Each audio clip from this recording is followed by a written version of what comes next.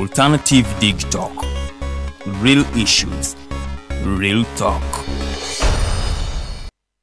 Hi Rogers, can I ask you something? Shoot. What does corruption mean? Well, summarily, corruption is abuse of public power for personal gain or for the benefit of a group to which one owes allegiance. For example, when a public office is abused by an official accepting or soliciting a bribe. By the way, private people can be corrupt too, like bribing police officers to escape fines. Okay. So exactly how does that concern me? Well, do you pay taxes? I guess, yeah. What does that have to do with this? Everything. Because those taxes you pay are supposed to facilitate services you use, like water, electricity, roads construction, medicines in hospitals, name it. Okay, that is much bigger than I thought. But it can be stopped, right? Well, yes it can, although it may not be as easy as it sounds. And here is the reason why. Corruption roots are grounded in our country's social, political, economic, bureaucratic traditions and policies. So, what has kept it going this long? I mean, why don't we stop it? Well, the main reason why it has been here for so long is because institutions are weak, either as a result of poorly defined ethical standards of public service, weak administrative and financial systems, or ineffective watchdog agencies. What can we do to stop it? At a national level, we must focus on strengthening the independence and effectiveness of public institutions that fight corruption. At a personal level, we must commit to never giving a bribe. I promise I'll never give a bribe. Well, that's a great decision you have made. Me and you now have to spread this message to all our friends. If we all do our part, corruption will be no more. This message is brought to you by Alternative Digitalk.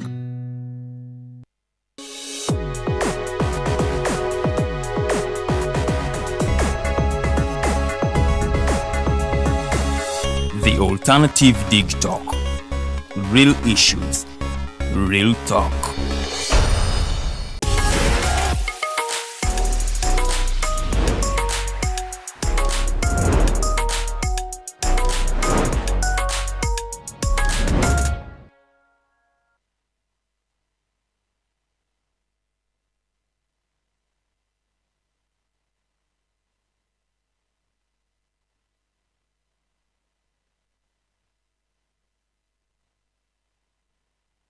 Beautiful people, welcome to the Snap Talk with the girl, Teangel, and the two beautiful princesses. It is Saturday again. Njaba kulisaya mwena munenga weekend yo gwenge. Genda kutandika butansi munenga akedde ku mulimu n'okola nenga akadde katuse 12 nnyoke ogende wakana weekend etandikira munewe bali kubeera mukyalo oba mwami mukozi ekyokola kyamaanyi nnyo ate era nga kyemmanyi one time one day it would pay off. We are back with a Snap Talk with a very, very interesting topic. Today we are going to be looking at family. As we told you, Snap Talk discusses society, relationships, family, and previously we've been talking about lots of things about relationship. And I believe that each one of us has happened to get a lesson. And today here we come with a topic that is under family. Let's go to bw'omuzadde.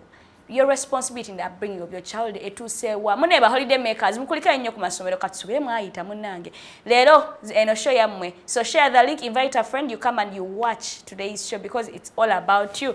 So parents, the children are back home and the question is, what is your responsibility in the upbringing of your children? Because is another said dolaba muto wange ali mu senior 5 ne kati enjala yazalumye dda enviri zisingeza ngo obuwanvu n'okunyirira.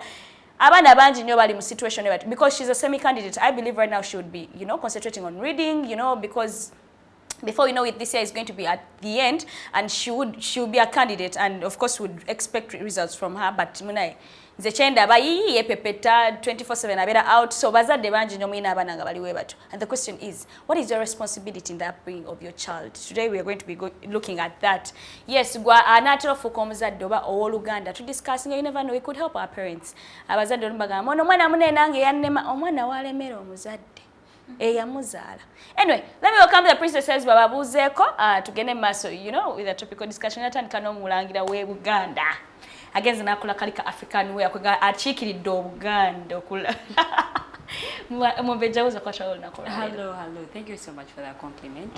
You look beautiful, by the way. Thank you. Hello, beautiful people. Welcome. Yeah, it's yet another edition of the Snap Talk. Tugenda kuba twogera ku nsonga za kizadde. Nyinza okuba sinnazaala naye nina muto wange. Muto wange ye kyamanyi okukola ekirungi ennyo, okukola emirimu gye bulungi nnyo, n'atuula ku TV amanyi buli lulimba olufuluma. Azinsinga n'okuzinsinga. Yes, azinsinga. Omugaa agenda osoma ebitabo ng'akugamba nze nkwatira ku lubaawo. Nange bwento bwe nayogera nga asooka tusimunenya. Akwatira ku lubaawo yeera bw'angamba. Yeah, reports ze simbi. Yeta sibye binombo ogenda muwa simanya holiday waka tule waka bisome ebikyebyo. Bw'omumuwa week esooka mu nnaku esooka ezo mwabimalira sinnaku zino esigala nga ali free nga yeeyagala. So holiday bweto bwe bayisa mulimu abalala nga bo bakazi bakulu. Omusanga ku kibuga okonga atambula nolowooza nti osinkanye muno mwenkana emyaka naye nga ali mu senior 4 oba nga ali mu senior 5. So bitugenda okudiscussingako olunaku olwaleero abaana bakwewuunyisa nze nkubuulira nzina Omulembe Luwedde Lilian. Welcome to the Snap Talk. Welcome to the Snap Talk. Yes, no Omulembe dala Omulembe atambulidde mu kapinti wala nga mu kapinti ka Omulembe Luwedde kali mu the hair African print. Omulembe Teangel. Amaze ne wa piping abambeja ngati ze mukopi ate mune omukopi obero inachoyoga webe kubanza basi genda kulya mumbeja ko ziboza kwa travel nokolale abale ku Snap Talk mbalamusizzaako. It is a Saturday lwaleero ndi kam nanti nzijidde mu kifaananyi kya muzadde naye nga mujje tunyumyemu abamu bajja gamba mwe abatannazaala banaye we already parents by responsibilities. Nyina muto wange gwempeerera era tamu bwebe etuuka teyeraliikirira nnyo imini semester is at university aba amanyi sister anapanga aba amanyi gye ndi eyo ndi mu kubiyiyamu. And I am very proud because I am helping someone attain education nga nkozesa amaanyi gange nga sizibye nga sigenze ne bakuyita kwerenga ne weesuubulamu awo ne bakuwaamu ssente. So I am very proud of myself. So bamikwano tuli bazadde by responsibilities. Temugamba nti ate mwe discussing responsibilities abazadde n'ekirala mu kukula ffe twalabanga abazadde bye bakola, and then there are things that can no longer apply as of now. Nenga waliwo n'abazadde bye bataakola and we feel omwana aba akyetaaga because when you grow up otandika okulaba ensobi wezaali kiki wafiirwa kiki what you think your dad would have done better or mother. So bana ibije tunyumyemuko gwasuubira okuzaala bamama kali munda muje tunyumye. It's a mama kali munda for me. And just to emphasize the point, I am so proud of you, Farida. Sister wange, I am very proud of you. Sister wange yalinga tayagala kumuyita mama kali munda oba lubuto lwekirabika lwali lwa busungu. I'm very proud of us that are in studios, and we have our young siblings that we take care of, because we is of course like she said but we have young siblings. I am a firstborn in my home and I have so many people that follow me and I look up to being exemplary for them, and that is already parenting enough, because by the time I come out I'm gonna Rachel get out instead of doing your holiday package. I am parenting, I'm doing my mother's role. I mean, my mom should even thank me at some point. She's helping her sibling attain education. You guys, we are parents, so here we are. Let's say I don't know when now is okwangoliyenga nawo chaba ngoli muzadde muto mujja munaitunyumyemu tuyambe gwanga lino kubanga nemorodic na Yesu se abana bayonone se so mujja tunyumyemu. We save our nation. Buli omu yekwasa this generation, but we can change because a lot is happening, Sure. So let's be of a difference. Goloboza omuzadde role yenga ye abana bawumudde. Parents, what have you done so far? Omwana umudde akomyewe waka chicho omulese omugaye blousing amano wiki, like you as a parent muwumulako nawo osomye myezi 3 towumula okitegeera. You as a parent, what have you done besides gamba kilo za kaunga zizao 2 aba okakasoka kaunga kakao nako omuchere mubikwate bulungi bino bamaza ko holiday? What else have you done in this holiday gwenga gw'omuzadde? Like we said, fera tuli bazadde ninatandikidde wa Farida. I think waliwo zino responsibilities abazadde nga buli omu akimanyi olina ozikola. Ne wabeerawo ate ebirala bya abazadde bye basuulirira. Like we know omuzadde olina okuliisa family yo, so you shouldn't be proud like nze abaana bange mbaliisa ki ekirala kyemunjagaza. We know ekyo kikukakaatikako because you signed up for it. bwoba wali toyagala kubeera ne family nete walizadde. So you shouldn't be proud like hey, mbaliisa banaye mukolo ogwange ng'omuzadde. No, ekyo munnange okuva lunaku lwe wasayininga up n'ofuna olubuto oba n'ofunyisa omuntu olubuto ekyo kyakukakaatikako nti ojja kubaliisa abantu abo b'oleeta mu nsi. Ne waliwo ebintu abazadde bye babuusa amaaso ng'ate bikulu nnyo.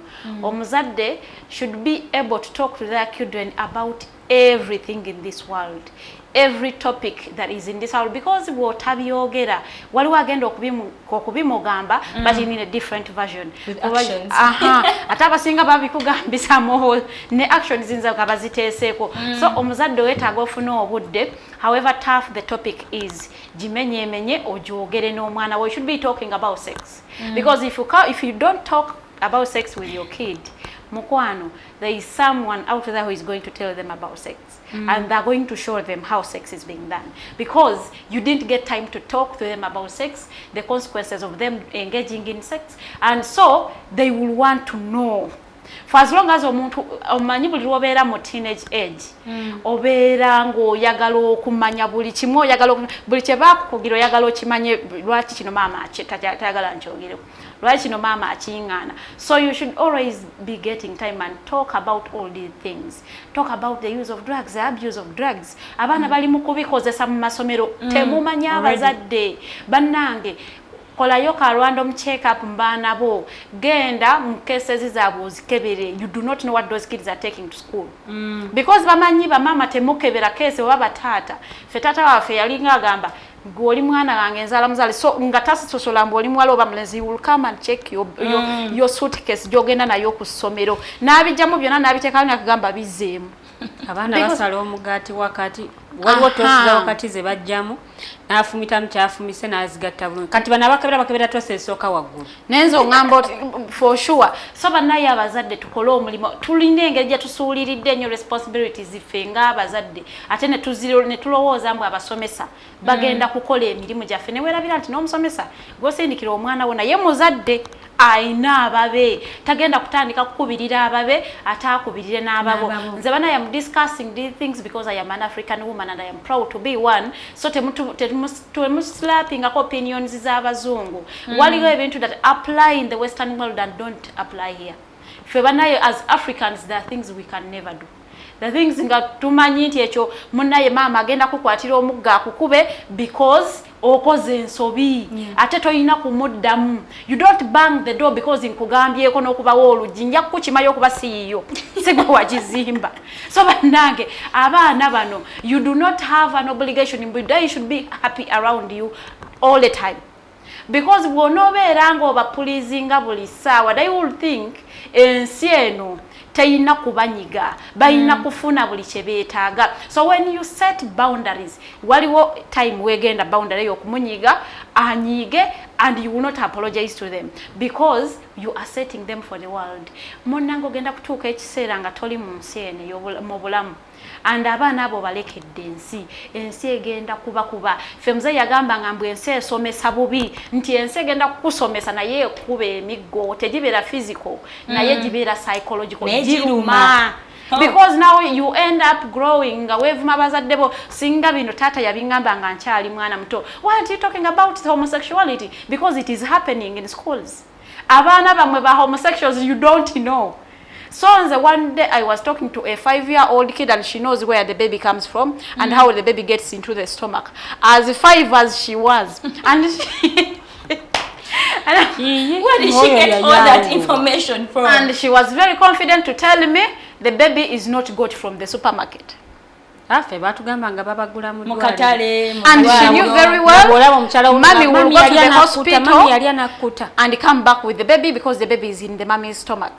So the doctor she will have to go to the hospital and the doctor will remove the baby from mommy's stomach. And she knew every procedure. She was 5 years. And she knew everything. And I was like, I am proud of the mother. Because now it is the mother telling her, you do not have to sugarcoat the things because buli lw'obikkirira banagaliwo abaana bagenda bagamba ebintu bino nga takibisse nako ate kati omuntu omu akimugamba amuluwalinga akikole because they will show you it is good. It is good munnange. I can show you how the baby is made. I can show you. You thought they buy them? No, they don't buy them. I can show you. So munange bagenda baga practical nga theory ya kulema. Baba osomeseze mu practical ebera ne results z'amangu okusinga ko theory. Yeah. Ogenda kwa mwana ajja kwa mawonga abasa olubuto oba ati okudde waka agenda akola abortion afiyeyo.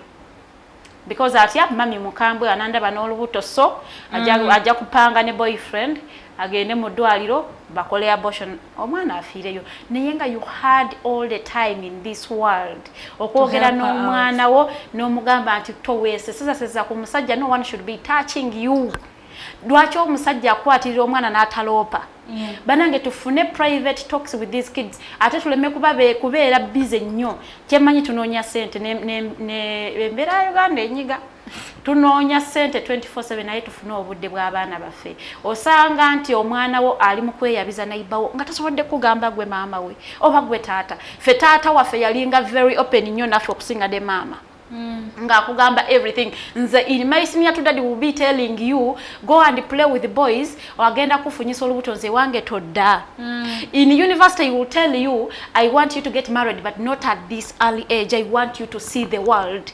I want you to go and work and know where they get the money and how it is hard okufuna sente. I want you to be responsible for your bills. So when you go into a man's house togenda kubapeka sente because you have worked for it. Yeah. You know how hard it is to get it. So banaya abazadde bine ebintu it is your responsibility.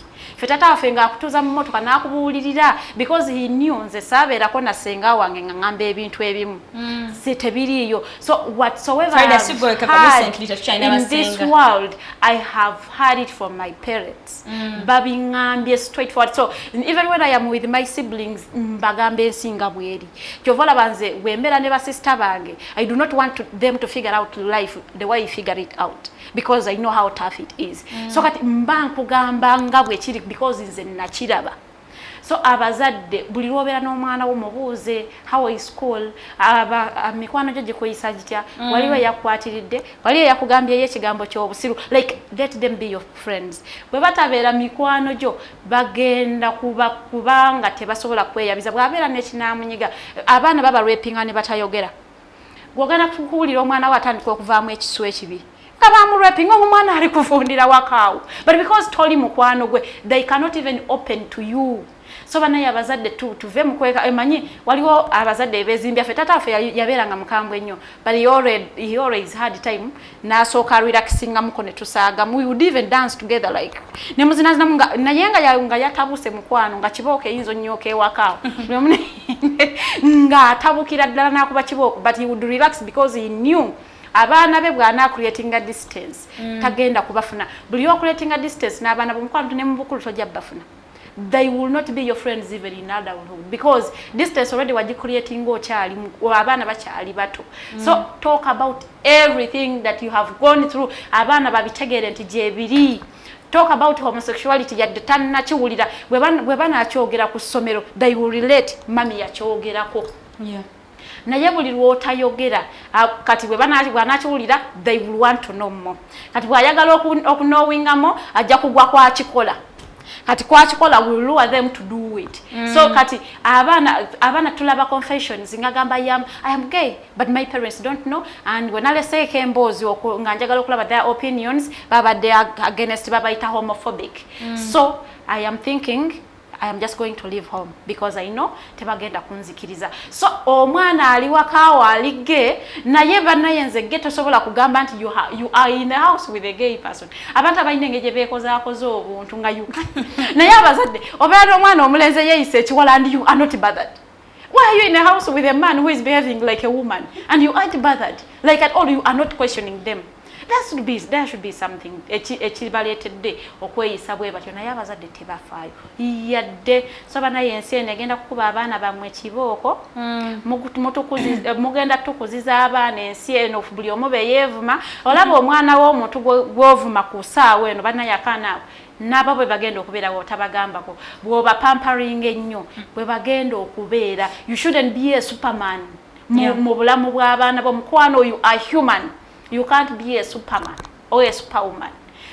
Kola byoyina okukola. Set boundaries for these kids. Abaana bakimanye. Hold them accountable. Bwakola ensobi tomusiisiriza.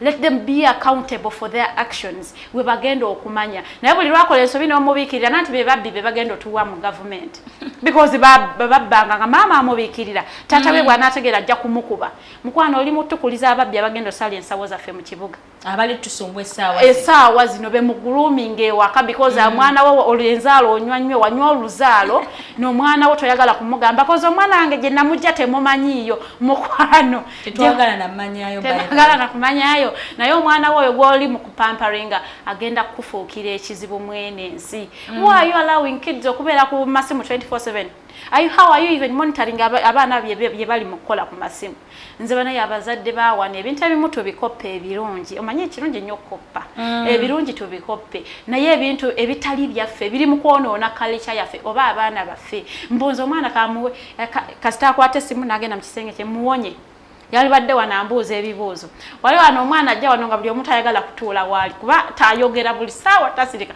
what does this mean and everyone will be like kasooke ngende ku office omwana atabuse but because ye yamanyiira okubuuza they yearn to know ayagala okumanya kati gwe omulaba bw'atyo ng'okwata essimu ng'okwata gadget ng'ogimuwa nani ate anaddamu okubuuza anti tibagala baba challenging mukwano gadget eyo gy'oli mu kuwa omwana oyo egenda muleetera obuzibu egenda kufuukira obuzibu by the way ona realizingira omwana waayo nonesa ate bagamba akakyama amamera ona realizinga ku 22 sikwe mwana okwegoba ewaka n'apaala n'ensi eno Farida lero ali nga wagambye ali very calm.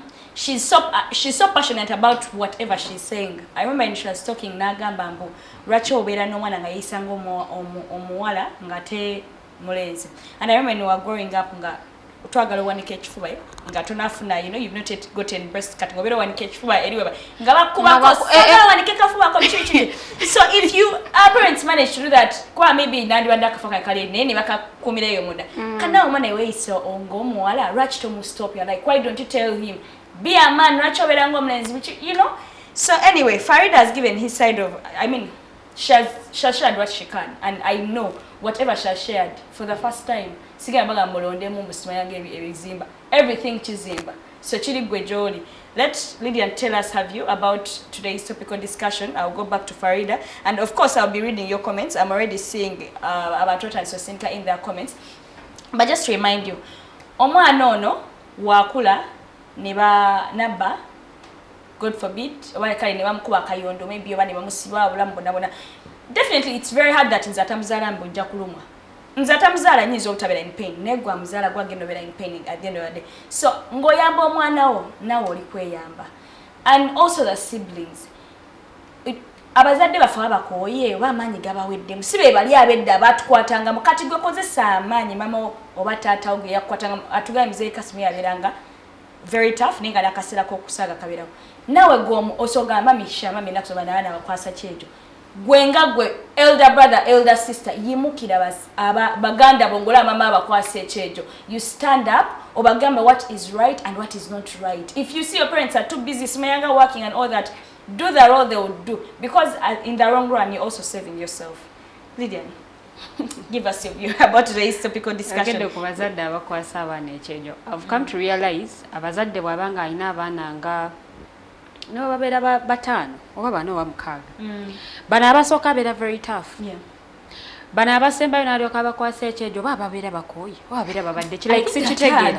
Have you come to realize the last bond, the last two people be basembayo ebiseera ebisinga okufulumya baba n'ekyejo baba teba mama oba bayakoowa okkuba ne taata bayakoowa okkuba bano ndooza be babeera babbebi ewaka kati bakolera ddala ebintu by'ababbebi ne beeyisiza ddala mu nneeyisa ey'ekyana ekito.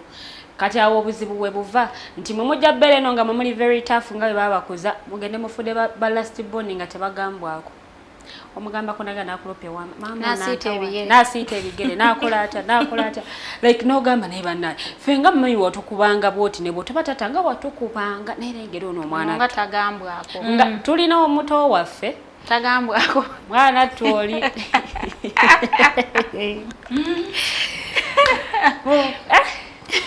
she's should I say the opposite of us? Opposite of most of us. She's the last born. Na ye ali a little bit complicated mongelie. I think all the love je yafuna yonna kati ali awo Anatoli tebamunyiiza yamunyiiza omunyiiza obubi omusanga akabyo omusanga anyigidde ekyalo kyonna ate munaye bw'aba akuddamu ng'olina ky'omubuuza kye yakoze nga si kirungi nga olina ky'omubuuza kati bw'oyomba nze mba sitegeera ky'oŋŋamba oba bw'okalamula eddoboozi mba sikutegeera like n'eddoboozi eribeerera wansi nyekitegeeza nti gwamutabukidde okoze kibi nnyo so bwe buzibu bwe nina n'abazadde abamu ennaku zino nti mwe abakuliza ddala mu n'omukono ogw'ekyuma naye ate abato gwe nnyini gwe babakulizaamu gwe bamukwata mu batooba gubateekemu gwenga mukulu because nze I am the strict one nze bamumanya I have a strict life but I am very free with my siblings but I am very strict my life is very strict if I am sleeping I'm sleeping don't call me don't wake up don't tonzuukusa but they always want to be in my home because bamanyira bwebwo obulamu bwange buli strict naye ate mbaagala nnyo and everyone they are at home they are very happy so ate nze mbakwasiza ddala mutima gwa kyuma n'omukono ogw'ekyuma they know because nze I know what life is I know I have seen so kati ogwo gwe bakukwasiza gwoba okwasiza nsoyo but I think parents beesuliddeyo kogwa oba gwe nagamba yes obuvunanyizibwa bwabwe bakwagala nnyo bakukopa that western culture bakukola I really don't understand nti ogenda n'olaba omwana ng'akola ebintu n'ogamba naye omwana ono talina muzadde twabalabanga ku ssomero nga mubeera n'abaana ku ssomero nga balina empisa ezitategeerekeka abamu ne bagamba bano baleka tebamanyira kubeera mu bantu bano abalala tebamanyira kubeera bwe bati ne bwe bati naye ne weebuuza mulimu mutwe gwo omwana ono alina omuzadde ebintu bino byakola ddala mu butuufu alina omuzadde muzadde we ye nga ye awulira atya ng'omwana we akola bino ate nekikwewuunyisa nti abaana bano abamu bayaayi omwana wamanya nti muzadde we alitaafu ajja pretending amaaso ga muzadde we pretending amaaso ga muzadde bulungi nnyo n'ali okadde no n'akola effujjo lye nayo namwedde mutamusuubira nga n'omuzadde takimanyi mwe mukanya kugamba omwana ali bwati ne bwati omwana ali bwati ne bwati naye ng'omuzadde tamanyi nga bw'abeera ewaka abeera that good daughter abeera that good boy kwegamba nolebe that good son nolabye ddala nga mu butuufu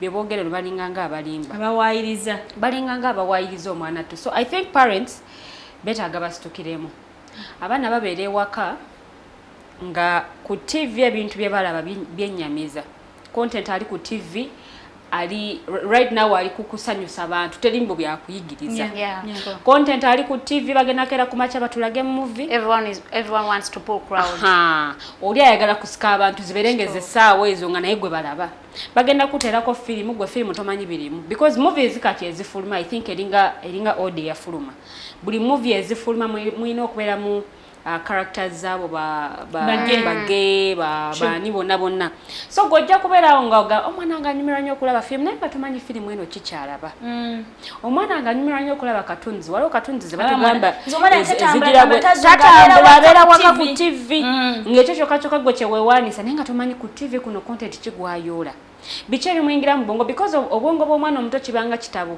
nti bawandiikamu buli dakiika babikula olupapula olulala kati kyawandiika mu mutwe gwe kisigalamu kyoba ebiseera ebisinga omwana gwe batulugunyizanga muto kirwawo nnyo okumuva mu mutwe because obwongo bwe bwali fresh ne bagenda nga babako bye babukola ki bye babujuzaamu kati ne content gwe balaba ku TV gwokanya kulaba mwana abaana bazina amazina ne weewuunya n'omwana ono amazina gano yagayigirawa abaana bamanyi bendova bamanyi ganaga okunyenyesa obubina bwati nazina nga okugulu bwakuwanisa eno side yeno ali ku TV balaba abali ku TV abambadde bennyini ennyambala yaabwe ekwasa ennaku obatunuulira bonna kwegamba ali half naked kayambadde kasaliza wano nakano kasaliza wano kati omwana byakoppa era bw'ajja kwesanga nga naye byayagala okwambala because akirabye wali eri tajja kiraba wali eri ate agano kyambala because akirabye ku TV okiwulidde kati bw'akiraba ku TV obwongo bumugamba it's okay because olaba bakitadde ku mpewo olaba like bamulese n'abeera bw'atyo ng'abantu bamulaba that means kyakola ki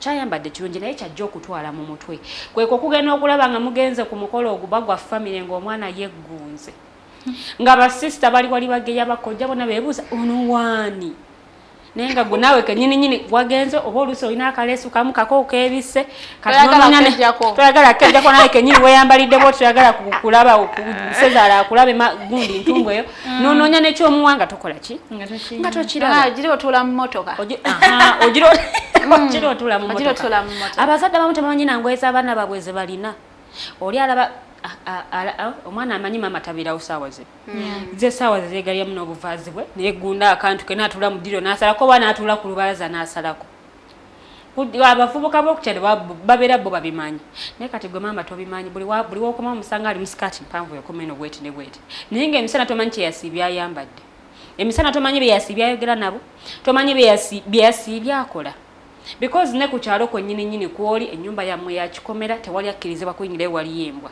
okiraba so tebajja kugamba ku mwana wo byakola because ne ku kyalo naye tolina gwonyega oyina n'akapande ku gate be away of dogs indeed be away of dogs naye nga baali badde bakugamba muwalawo alina ekikoosi ky'abavubuka because waliwo abawala ng'ekikoosi kyalina ky'abalenzi bagenda eri wansi obanga mukasaawa eyo ne batuleyo ne beeyokya egundi okiwulidde ne beeyokya ekikoola abaana omwana akomawo ng'ali entangawuzi ye bulungi nnyo nga agaaya pika oba kyonna kyagayiza ng'abuza akawoowo gw'oba tomanyi nti omwana ono alina byeyalidde byakozesezza emisana era tojja bitegeera oba basanga beebase kirungi nnyo kimukubye akooye ngagenda nga yeebakamu omwana yeebaka mangu ekirungi ekyo nebabiwanika ng'obolowooza kyamaanyi nnyo omwana kyakoze ate abamuye munno bw'alaba ensobi najja n'akubuulirako munayo n'omukyala eva ku mwana olutalo lubeeraawo olya ggula olutalo ku muzadde munne because amugambidde kuki because edda abazadde abalala batugambangako nga bakusanga ng'okola ensobi ng'akugambako naye kati otya n'omugambako because otya okugula olutalo ku mulirwana ali wali eri ajja kukukyawa ate ennaku zino abantu bawalana n'okutta emmundu zisuuse zatandikira yesterday zabadde mu kibuga olwaleero baseewaffe omuntu kati ate mpulira waliwo gwe bava okukuba ewandege aba naye amasasi gasusse ekampala wanene kyenyamiza omuzadde anyigira abazadde ennaku zino babeera ne bupisto mu motoka zaabwe n'akuba emu esasi nga ogenze kulomwana ekikoosi kye kyennyini kyatambula nakyo ekijja ne kikuteegwa manye ebikoosi abaana balina ebikoosi biteega bakuteega mu kakubo ng'otambula okuddeko bakuba baba zitasizi judo smart judo ne balyoka bakuba ekikonde n'olya nga leke nyinto kiteega zino zimba wakota zibajusa I think I went in Lilian. I think last week I saw a video that was going around social media. A guy was with a very young girl.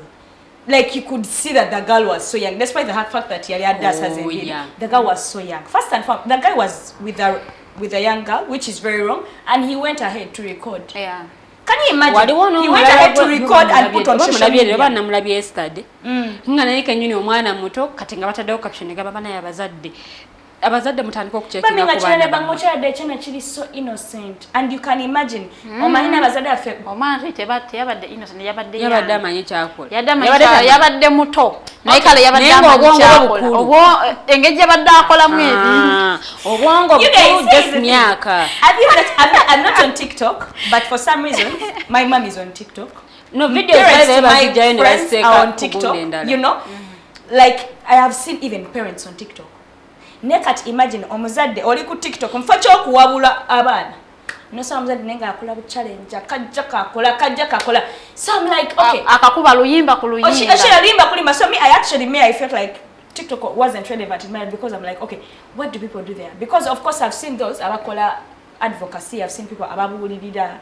But echinoma is how parents nabo benyini badde tazire nyimbe ezedde ezo taliwe n'omulaba nga kasude walinga akamayimingo obugamba bumanyi walinga alina ne likes zisinga ne muwalawe ate sika nyimbe ezedda zaabuliranga neza kati ngazimba. But you look at that scenario like ngoyo mwana omuto naye bamutadde ku TikTok, and I don't know if that guy was even gotten oba ne bagamba mubali mukumunonyerezaako naye nze simanyi kati bwe banamusanga nga benkana emyaka because of course bakwekyo nti babamu babeera bakulu ni waliwo abaana nga benkana emyaka bali mu age bracket yemu kati nabo ogenda kubasiba abazadde beetaaga abazadde bennyini be balina yes nga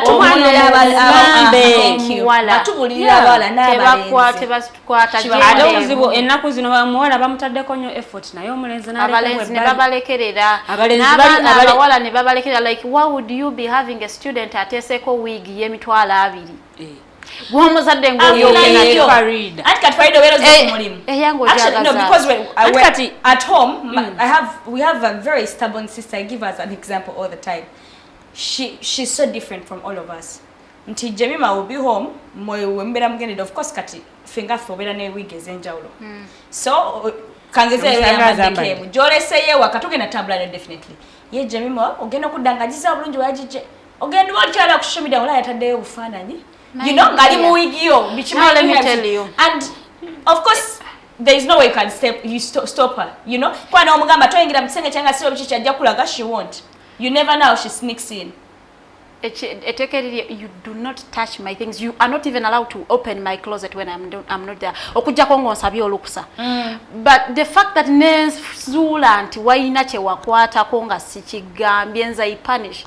I do not care whether you're my sister or not. Nkupanishinga bulungi nnyo because nkukola oli kye yandikoze kyonkola ogenda kikola mukwano gwo oba omuntu omulala yenna oba ogenda awantu mu dduuka nga tolina kyoyagala kugula omanyi twagala nnyo wigs first fit on okulaba obeera akunyumira ajibbe afulumemu atambule bukola okola agende mukwano you do not touch and ekyo kiva buto nti omuzadde okimuteekamu toyambala lugoye lwa munno nga tomugambye toyambala kintu ngatto za munno nga tozimusabye naye buli mwana lwayambala ekintu kya munne nga takimusabye akula n'empisa ezo kyovola banti abeera ne mimakwano bakwano benga bamwevuma kwano gwaba yakafuluma room ngateekamu olugoye lwe yakagula it breaks akagoye kange nakakateeka sinaba nakambala okambaddemu abazadde balina okugamba abaana bano nti buli lwe weeyisa mu nkula ey'ekikulu you are exposing yourself to men.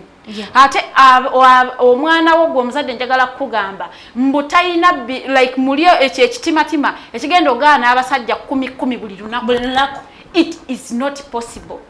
Tagwino ogwo omutima leero bwana abagaana necha naga olwokusatu ajja kusanga ya namumatiza because bane babadde ba line nga bakuba line oli ajja kujja ne sente atalina kyayogerawo nga amusanga namuwayo ekyabiri jukira mwana muto mwangu nnyo ayina innocent mind mwangu nnyo wakulimba bamuwayo ekyabiri bwamukubira bwamusindikira ya time owebiri because byamuwala babipya mama amuwa pocket money wa mitwalo 5 kati omusajja amuwadde mitwalo 2 naye nga kiki ekireese ekyo omusajja tulizo obutamulenya ayinza okanga amulabye nti mwana mukulu naye nga muto otekako lwaki oba otekako enjala empanvu eziri ene ziringa ezawalumbe ng'okyali mwana wa ssomero instead of you concentrating I don't even know how you are going to handle a pen what even playing your hair in holidays okomye waka it's just like enviri lwaki osiba enviri 3 weeks 2 weeks why are you plaiting your hair sina kimusanga amasomero agamu obuzibu obuli amasomero agamu kati gakkiriza enviri newe gaba especially abaana ba level yes amasomero agasinga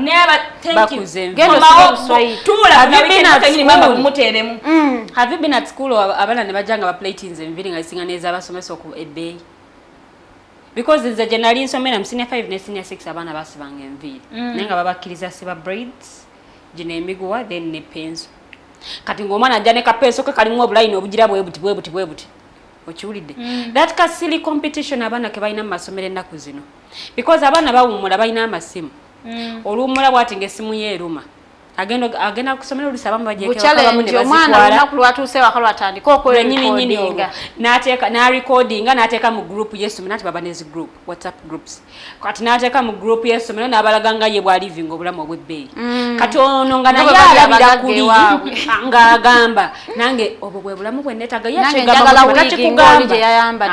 takikugamba gwe nga gwe ye mutima gwo bwakyegamba nagamba kakati wano njiyiza nti okubaawo nyina big sister aina kino namulaba alina obuvazi alina sneakers alina enkondo alina ki mwezo zo nyini ezizo mwalonda neyeyagala nasnappinga nakola buli dakiika updatinga status ndi wano ndi ku kino ngenze mu kifo kino okiwulidde abamu ne bamuwa ne pocket money nga ali ku ssomero namutereka nagamba bwe naawumula wano wentandikira netagogendako mu kafo kano nakano ngolide n'obufa bumanyi oba sina kindi ava ku ssomero nga kanyiza n'emikwano kati gwakomawo wako omuzadde tomanyi I'm going to meet my friends I'm hanging out with the girls I'm going to hang out with my colleagues simanyanga akulimba n'okulima mutugenda mu discussion nga teri discussion kubanga agenda bulungi nnyo nga bwe nyambadde bwenti n'atuuka eri ne baswitchinga nga tewabadde na discussion naye nga wikigals bannaye tetugaana abaana balina ebibinja ku ssomero Farida n'emikwano gyabwe naye ffe muzeeyi tewagendanga ne mukwano g'abantu wonna mukwano gwo gwatannalabako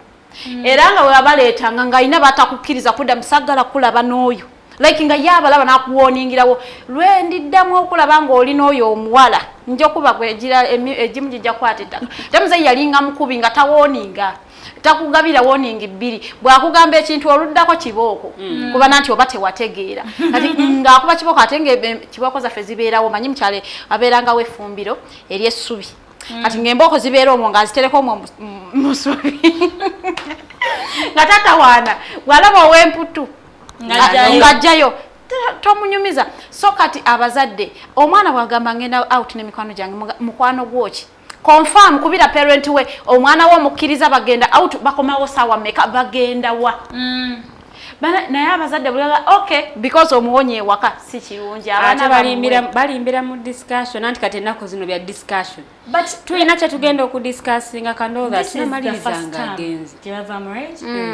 why would a child come back home first time holiday nafuna essimu ye esimu aberenga nenga mu third term abamu bagenda nazo ne ku ssomero mbone bazireka abaana bagenda n'amasimu ku gwogenda omwana ali mu office ng'akudetinga status ekiro like but anyway I think also schools nazo oba nabo like ebimu babiregeza someone yagambe mbu contribute to nnyo kono na amasomero abaana babeera n'amasimu nga mu ssomero abaana bakimanyi bano abaana bwe batibalina amasimu abasomesa nabo batya abasomesa bakimanyi abasomesa batya abaana babeera ku masomero nga bakozesa drugs naye nga n'abasomesa bakimanyi nga tewali amanyako aka group kakozesa drugs ate nga bakagamba ko baba bakatya kabinjako okamanyi temuteeka akakabinja tekakuba abasomesa kakuba abasomesa nze bwe nali nkola school practice omwana omuwala yakuba teacher omukazi so bino as she was supervising abaana bali bakola exam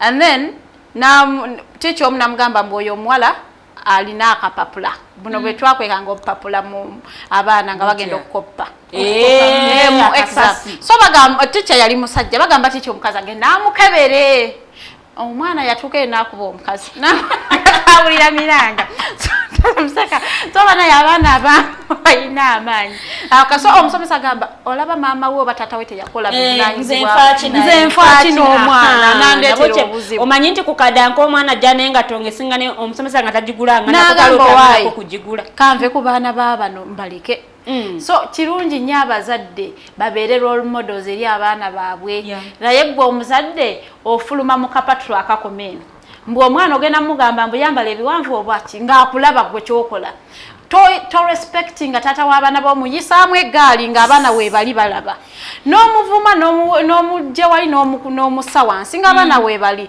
what kind of kids are you training because byoli mukola byennyini bye bagenda okukola abantu abalala byennyini maama yabikolanga nga taata tamukuba nga taata alina kyamugamba kuba taata yavumanga maama oba yamukubanga mami n'asigala n'afumba ebyo byennyini byoli mukola abaana bye bagenda okukola buli lwovuma maama w'abaana amidst children nga weebali babalaba sometimes olaba nga n'obwana butandise okukaaba taata ng'avuma mami ng'alinga avuma omukozi kati n'obwana nga butandise okukaaba kati olaba omwana awulira muli n'akaaba kati olugamba mukwano what are you training omwana oyo ajja kukula nga yakyawa ekitonde ekisajja because of empisa taata gyali ayisaamu maama tayagala kufumbirwa tayagala musajja tayagala kuwuliriza because gwe taata engeri gye waliwo handlingamu ng'oli ne maama w'abaana bano oba ojja kukuza omwana ali abusive ng'akuba omwana munne nga tarespectinga kitonde kikyala because gwe wali torespectinga maama waabwe ate nga maama yali atuulangawo n'afumba ng'omaze okumukuba bulungi nnyo n'asigalawo n'amaana n'akugamba nsaba kunsonyiwa nga gwe bakubye noka ate tonkaabira ng'olinga agamba omwana omuto mazima. Meanwhile, last year I had okay, it's not like some kid at some school nga nrichinga like at my former school nali nasomerayo so nenvayo so nga she reaches me ngamba njagala onyambeko n'ebintu bya prom tuina prom cause okay you know I want to get bichi napa ideas there I want to get address bichi smart culture ya bichi I'm like oh, okay but why don't you do this and this or higher so that you're cutting our expense because ebintu byagala is costing a lot and you know that the kid told me it's okay Ted I can manage no matter how much and guess what this she managed yambala ebintu close to an M for prom a senior 6 like prom yambala close to an M you can imagine tukopa abazungu bakola prom babera n'ekitete ekimu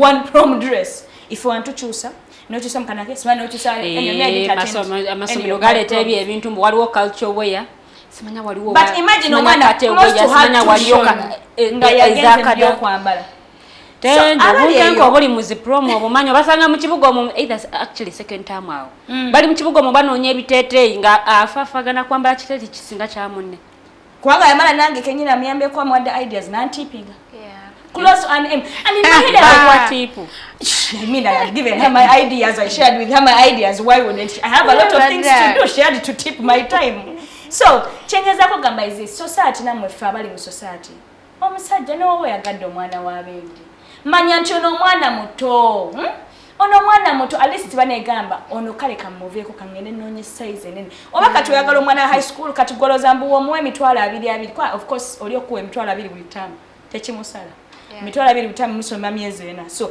aberanga kuwadde 50-50 ku salary we every month okitegera so honestly amanyi kiba so tabisa but at least kikolenga omwoyo gwagwanga nti oyamba mwana because what if it's your child one time and a man yenkana gwe alina omwana how would you feel like I think naffe finga society to him because the truth is abazadde bakoye parents are retired no mukambwe ennaku zino nze simanyi bukambwe gye balabutunda because olaba okubeera omuzadde kulinganga mulimu gendako ku ssomero obuuza abasomesa omanye omwana wo ku ssomero alivinga bulamu ki gojja kubale nomumwa pocket money wa mutwalo gumaba mitwalo abazadde abamu naye nga ku ssomero omwana kulinnya ku ssomero ateyo omwana okumufunira ekifo takyalayo takola ki okubajjayo abasindikira emmotoka yakubira na simu mbu mama neetaagayo pocket money naye omwana alina obulamu bwa putaka kawunga ali ku kantini mmere ya 3 kati emitwalo 2 nga buli lunaku alyako 13 mu wiiki 2 ziba ziweddewo naye taamu namba ngikuba wali nga talidde yadde akawunga ate nga kesi yetekalirangako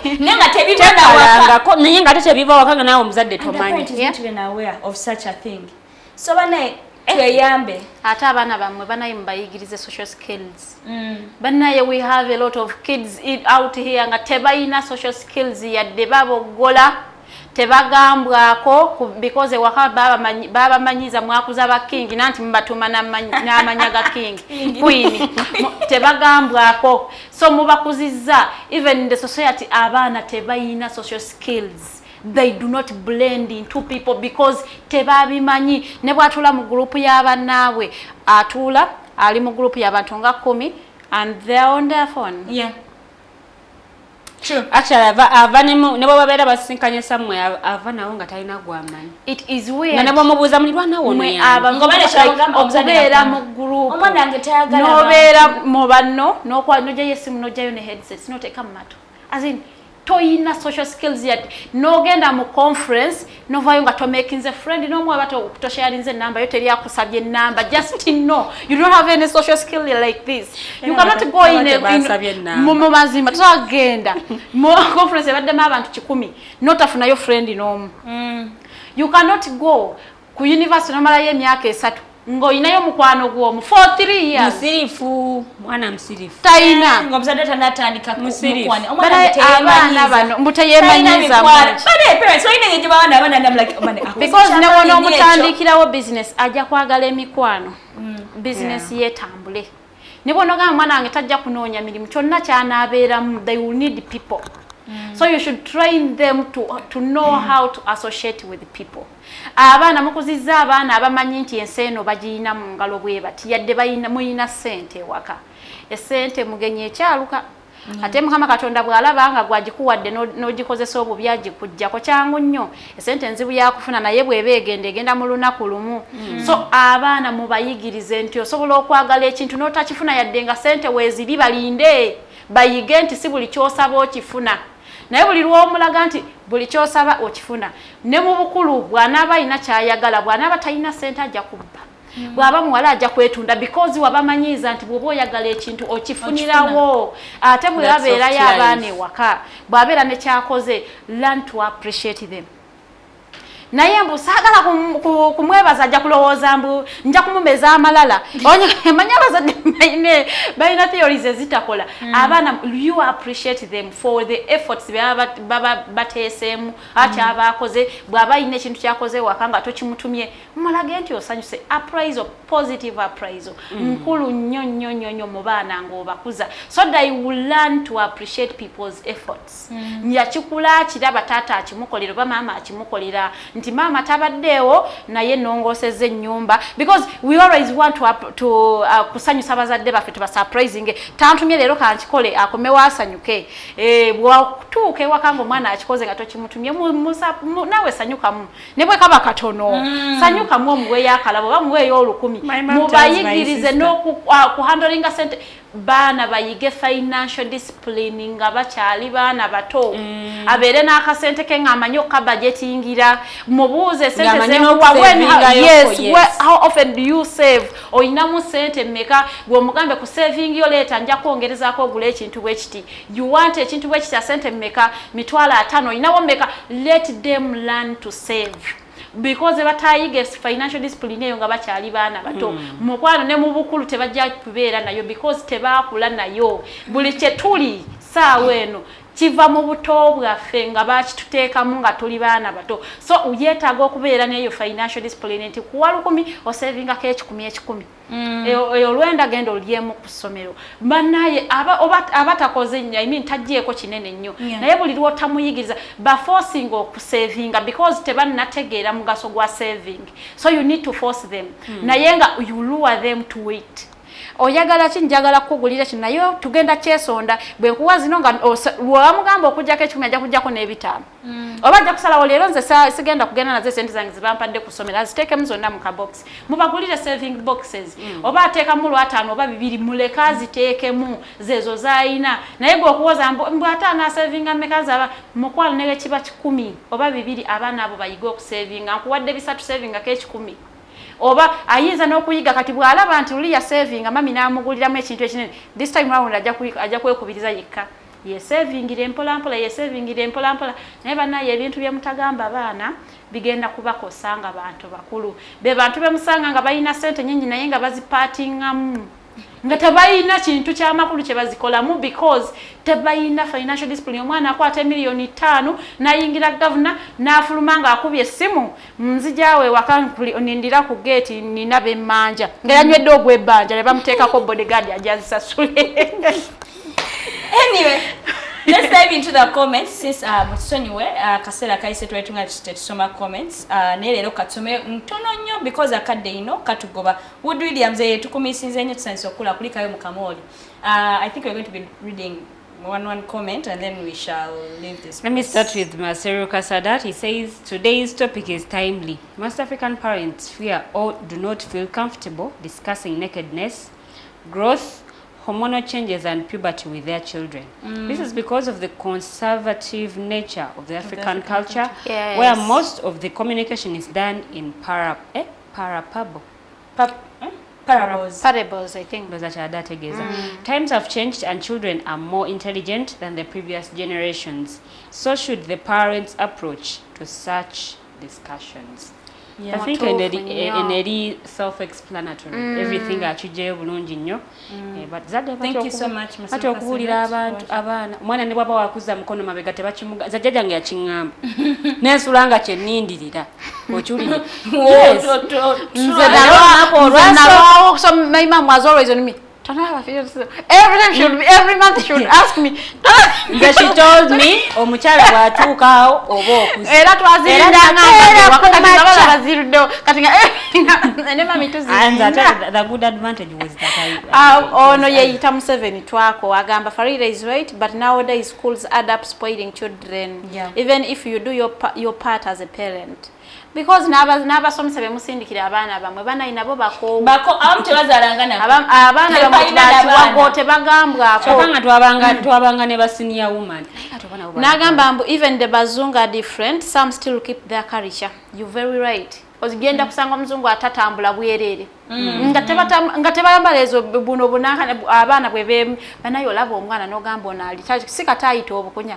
Juzi wali twayise ku mwana ng'ali mu mmotoka and one of us was like lwaki tatambulidde mu nnika. She was literally naked but she was driving and I thought she got the confidence because I'm going to be in a car.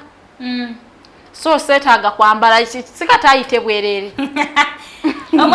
Omwami tumuhimbisa agambe Ugandans are funny about these so-called song challenges. It should be the very artist of a given song to denounce such kids that do such reckless challenges. But here, even when a kid does a challenge, it's artists themselves that post these silly book kids, and then you see other dance people saying Imbu, Bambi, the kid is talented.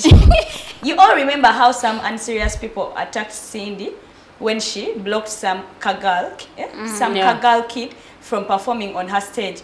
Not because she does not like talent, but rather she cared about the kid's life and the future than simply a performance. To say this world is rotten, we need prayers. Lilian and Farida. Thank you so much, Mami. Sorry, Mami Tumuhimbise. But he's right. There is this performing. Kakola nyo gundiza Spice Diana. Omwana ina attitude esinga nango omuntu omukulu. Sina Spice Diana ogamba kanana kanyo otunyo. Ne kakanyugeri enviri next. And in my head I'm like, okay, where does this girl even get all this energy to do all this? Because me I can't even kwemola like that. All that does all like enyimba z'abayimbi. The most time singa kuza Spice Diana. Last time we were here and I told you banaya abana bano bemukiriza okukola buli mazina buli style ya mazina abana zemukola and me I'm always open like it's almost a style in bed and you are teaching them as early as they know all the styles that people use in bed, so it is very easy for a man to lower her because byonna byakola bya kintu kikulu and you as a parent you are very proud like njuka mama w'omwana ono yavayo naye n'atubambira ffe abeefuula abazadde nnyo nagamba omwana wange mundeke mukuzenga bwenjagala naye yerabira nti ajja kuva mu bulamu bw'ensi you can never know mukama lwakutwala omwana oba omutulekedde yes olese ekizibu kyo kyotayagala tugambeko kati munnange sibe bagenda ogenda mu bbaala babalwepinge because the men feel the girl is right. Abana ebiseera ebisinga ebintu babiraba mu video z'abayimbi ng'otwaka point akasemberayo ddala babiraba nnyo mu video z'abayimbi omanyi kakati abayimbi ennyimba ze bakola amazina ge baziniramu gennyini gakwasa n'ennaku kati omwana ye bw'alaba walinga naye atandika opracticinga yabiraba mu luyimba lwa gundi amazina gali mu luyimba lwa gundi n'abalala babeera bazimanyi so kati abazadde weegendereza nnyo omwana wo byakonsuminga byalaba but also to add nga mpunzika abazadde muyigirize nnyo abaana bammwe okusaba omwana mukulize nnyo mu ddiini nti bw'abeeramu n'embala y'eddiini eno ebintu ebimu tasobola kubikola because atya like agamba nedda nembutufu bwe nkola kino bandaba batya nga ndi bwenti like omwana bw'atandika okubaamu n'ako akantu bandaba batya nga nnyambadde bwenti bandaba batya nga njogera bwenti mwana mwomuzi ku kyalo gwe tokimanyi bandaba batya nga neeyisa munneeyisa bwenti nze natyanga nnyo okumparedinga ku kkubo nga because nakyankuliramu muli nti like bandaba batya nga bamparedinze ku kkubo ekyokubiri jjajjange yali very tough kati nga nkimanyi bwe banaamugamba nti bansanze nga bamparedinze mu kasonda wali emiggo gyokka gye njofuna gijja kukwatako n'ettaka wansi okiwulidde so ebintu ebimu bazadde like mubeereeko tough omwana mukwatiseko omukono gw'ekyuma naye ate mukubeera tough muweemu that kaliwe naye yeyagaleko because buli wona omukugira ebintu agenda byesuulira ye nga ye ate era n'ekirala tobeera katonda mu bulamu bwa mwana wo like tobeera that person abeerawo every time amuwa everything nti omwana ono agenda afuuka lazy ne bw'anaaba wakuyiba ku figuring out life ajja kumanya nyinayo mama wange nyinayo tata wange ne bwe sikola bino ajja kunnyamba nyinayo sister wange ne bwe sikola bwenti ajja kunnyamba nyinayo brother wange ne sikola kino waali ajja kukola ki ajja kunnyamba so muyigirize asobole muwe eddobo ye yeerobere so siggwe kukwata ate kyennyanja kyennyini kyomaze okuloba ate n'okimuwa wabula bw'omuwa eddobo ajja kusobola okunoonya ekyennyanja saizi yonna yanaaba ayagala ajja sobola ogifuna Okay, thank you so much, Lilian. Farida, akamessage kakasema seconds. Okay, abazadde, as you are home with your kids, bana yimo bayigirize ku mirimu. Abaana they are 20 tebamanyi na kuwaata. Ettooka alikwata bwati nalyoka alibejjula nga ali mu kubajja effumu. Bana abaana mubayigirize okuwaata, mubayigirize kufumba, mubayigirize okukola emirimu ewaka. Abaana muli nabo nga tebamanyi na kwoza, engoye ne bwazoza tezitukula, ozimuwa zonna ne zisala. Naye ng'obadde naye nga muntu mukulu. Bana abaana bayige emirimu, kirungi nnyo okubeera ne washing machine, muleka agikozese. Togamba mbu ate munnanga ajja kunnyonnyonera ebintu byange. Muleke genda omulagirire bwe kikola. Omuleke akikole. Otherwise abaana bemuli kukuza nga tebamanyi mirimu ense negenda kunya atyanika yomanyi kakala kayera ako bwe kafaanana kunika ene munaye nalabye ka machine yakosuulamu. Oh no. Asaga. Kati si buli omuntu ajja sobola okaafu. Yes. Abazisuula. Ajja kwera ewakanga abazisuulayo. Manya agenda kugulenja endala. Nawasono yo musajja nga tayina tagenda sobola sonokola ensengeri we musabula. Earlier Farida mentioned that ensi ekuba. You guys ensi ekuba. To an extent, I think when my sister completed campus, I asked her nimugamba maichi jango bereke wange nga wezula where you want to go, you know, and I didn't want her to go through the same thing I went through, like she mentioned earlier. And here is the thing, I think let it be a collective, you know, responsibility, like society, baganda, like siblings. Even webola banga gwemuzadde wo akoya kivudde mutachakwasa bana mkono gwa chuma. Be the sibling that stands out, that guides your siblings on what to do. Yes, ajja kubuza gwanzaala, but mujjukize mukwano banzaala nawo ogenda beera kizibu kyange at some point. Kati bona ofumbirwa bajja tuvuma ffenna. Yenna tujemba nayo. Mama taguko omulimu mama tagukola gwo omukulu gukole. Mama abagumulemye tata agumulemye gwo omukulu bane gukole. Ovudde wako okuze. Call your sibling ewamwe oba training. Me, my sibling need to go back home. Namusigaza. Not because mwe wafe yalita so akubera, no, but as like no. Katoddayo kola yochi. Omazo somo tulao. Nemugamba you have to figure out what you need to do. Yeah. Ze chengendo kwemanya ku accommodation, but we todda wakakutula wali oberawo kera kumacha kudda kusimu ogame maid wamazo fumba chai. No. So siblings bane tubikole nzana ezo na abazadde bakoye ate abazadde mukoye mangu weba mukoye bane temuzaala. If you are tired, don't give birth. See you guys next Saturday.